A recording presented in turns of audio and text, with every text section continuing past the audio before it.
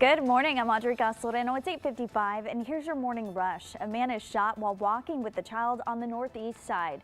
Now, police found the victim just after 9 last night near Nacoperin with a gunshot wound to the stomach. The child was not hurt. Officers surrounded an apartment building nearby where they believe the gunman was hiding. No word on any arrests.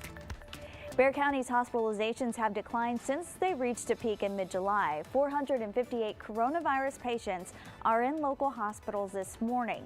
Meantime, there are 124 new cases. And the Poteet Strawberry Festival won't happen this year at all. The festival was originally rescheduled for the end of October because of the pandemic. Now organizers say it's just not safe to celebrate at this time. And it seems Dallas Cowboy fans will be able to cheer on the team in person this season.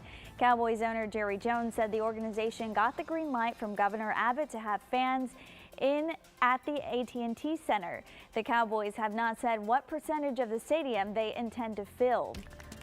And tonight's Lotto Texas jackpot has climbed to nearly $35 million. It's the largest since 2014.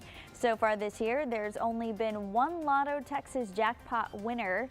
And Paul, are you going to buy a ticket? I feel like I need to go out and get one. You know, I tell you, I hate just buying a single ticket. I like to be part of like a big group, so that way I have a portion of 100 tickets. Okay, it's better odds, actually. It's better odds, you know. I mean, I'll take a little bit and have better odds. Yeah. So, I don't know. Maybe I will. That's your morning rush.